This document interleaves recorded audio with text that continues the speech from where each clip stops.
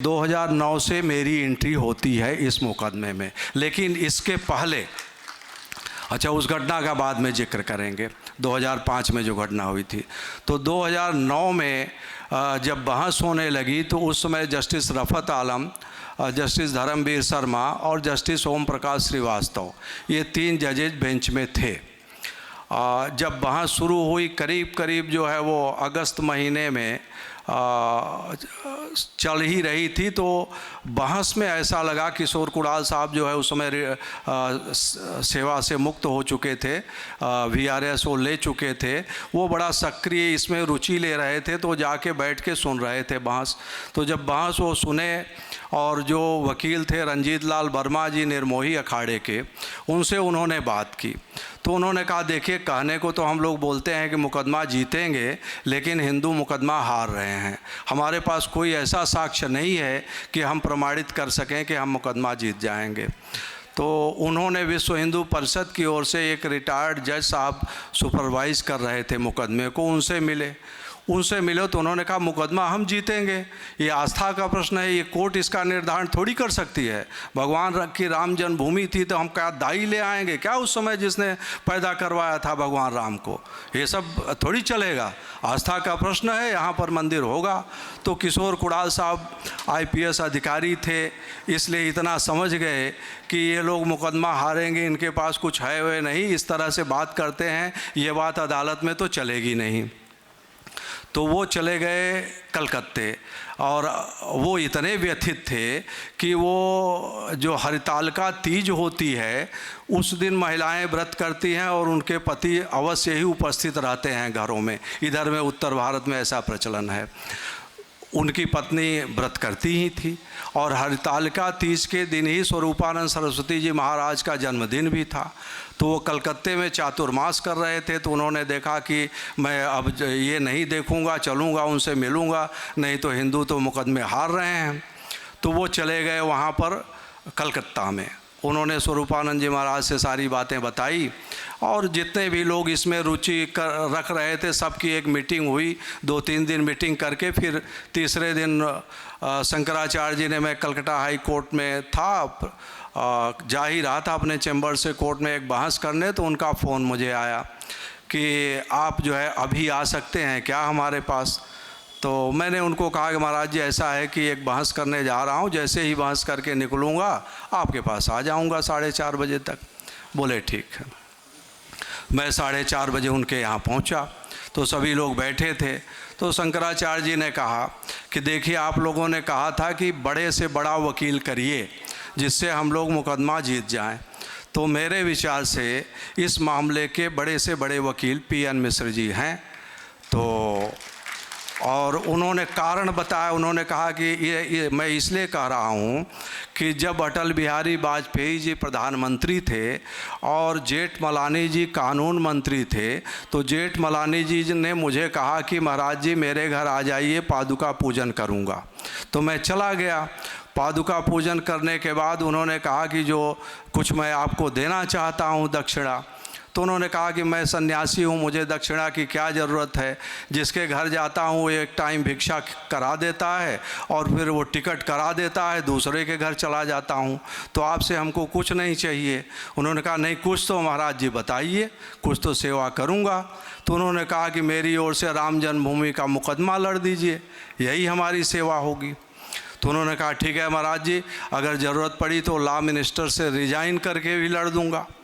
और उन्होंने कहा कि जब मुकदमा करने की बात अभी आई और मैंने जो है वो एक जो है वो टाटा 407 में सारे डॉक्यूमेंट भर के उनके पास भेजे, तो उन्होंने हाथ खड़ा कर दिया, कहा कि महाराज जी कोई दूसरा काम बता दीजिए, इस उम्र में इतना पढ़ना मेरे लिए संभव नहीं है। तो एक तो बड़े वकील हमने किया था, और दूसरे उन्होंने कहा कि इन्होंने हमारा ज्योतिर्मठ का मुकदमा 2004 में किया था, उससे मुझे मालूम है कि इन्हें धर्मशास्त्रों का भी ज्ञान है, संविधान का भी ज्ञान है, सिविल लॉ का भी ज्ञान है, और इन्हें इतिहास और अन्य चीज़ों का भी ज्ञान है, इसलिए इस मामले में यही सबसे बड़े वकील हमारे विचार से हैं।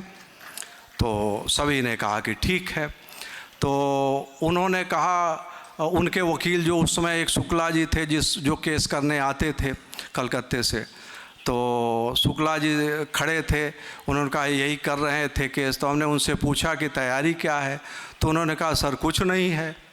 तो हमने कहा बताइए, बहस चल रही है और कोई तैयारी नहीं है। तो हमने कहा मैं तो 3 महीने के बाद बहस कर सकता हूँ, कम से कम मुझे भी 3 महीने समय लगेंगे।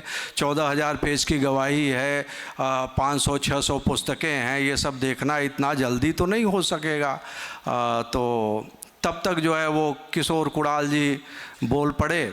उन्होंने कहा कि तब आप बहस क्या करेंगे, हिंदू पक्ष की मुस्लिम पक्ष की बहस ख़त्म हो गई है, हिंदू पक्ष की भी आधी ख़त्म हो गई है, यही शंकराचार्य जी की 2-1 लोगों की बची है। तो फिर जो है वो 3 महीने आप तैयारी करेंगे तो यहाँ तो मुकदमे का निर्णय हो जाएगा। अब यहाँ पर मैं उल्लेख कर रहा हूँ भगवान राम के चमत्कार का। मैं ये बताता हूँ कि जो धर्म में हम आस्था रखते हैं, अगर धर्म में आस्था रखेंगे तो भगवान हमारी मदद करेंगे। भगवान यहाँ पर मैं ये बताता हूँ, मुझे बड़ा वकील लोग मानते हैं या कहते हैं राम जन्मभूमि का, लेकिन मैं ये मानता हूँ कि पूर्व जन्म में मैंने कोई बहुत भगवान राम की सेवा की होगी, तपस्या किया होगा, उन्होंने मुझे निमित्त बना दिया। इसमें मेरा कोई भी वर्चस्व नहीं है, क्योंकि उन्होंने मुझे मौका दिलवाया बहस करने का, उन्होंने हमारे लिए एविडेंस जुटाया और उन्होंने हमें बड़ा वकील बनाया। अब यहाँ से उसको आप लोगों को बता रहा हूँ। जब जो है वो, तो मैंने कहा कि मैं तो 3 महीने के बाद ही बहस करूँगा। अगर मुझे बहस करना लिखा होगा तो 3 महीने बाद करूँगा, नहीं तो नहीं करूँगा। मेरी कोई नैतिक जिम्मेदारी नहीं है, क्योंकि मैं प्रारंभ से इसमें वकील नहीं था और मैं ऐसा एडवोकेट नहीं हूँ कि बिना प्रिपरेशन के कोर्ट के सामने खड़ा हो जाऊँ और अदालत क्वेश्चन पूछे तो मैं आ करूँ। ऐसा मैं एडवोकेट नहीं हूँ, मैं पूरी तैयारी से जाता हूँ। तो शंकराचार्य को देखिए, जो कहते हैं संत त्रिकालदर्शी होते हैं। एक IPS ऑफिसर थे जो रेशनल थे, बिल्कुल सही वो सोच रहे थे कि भाई 10 दिन में तो ख़त्म हो जाएगा, तो आप करेंगे क्या। और शंकराचार्य जी ने कहा कि ठीक है, बहस तो करनी आपको ही है, जब जैसे करना हो करिए, भाई डॉक्यूमेंट्स वगैरह मिश्र जी के यहाँ पहुँचा दो, उन्होंने कहा। और हमारे केस टेकअप करने के दूसरे दिन ही नोटिफिकेशन आ गया जस्टिस रफ़त आलम का जबलपुर मध्य प्रदेश हाई कोर्ट में चीफ जस्टिस के रूप में ट्रांसफ़र का। जब उनका वो आया कि ट्रांसफ़र होगा तो उन्होंने सुनवाई बंद कर दिया। उन्होंने कहा अब हमारा तो ट्रांसफ़र होगा, अब हम नहीं सुनेंगे। तो अब सुनवाई बंद हो गया। हालांकि ट्रांसफ़र हुआ, उनकी ज्वाइनिंग हुई दिसंबर में और अगस्त से ही उन्होंने सुनवाई बंद कर दिया। भगवान राम ने उनकी बुद्धि को प्रेरित कर दिया कि अब तुम सुनवाई बंद करो, उन्होंने बंद कर दिया।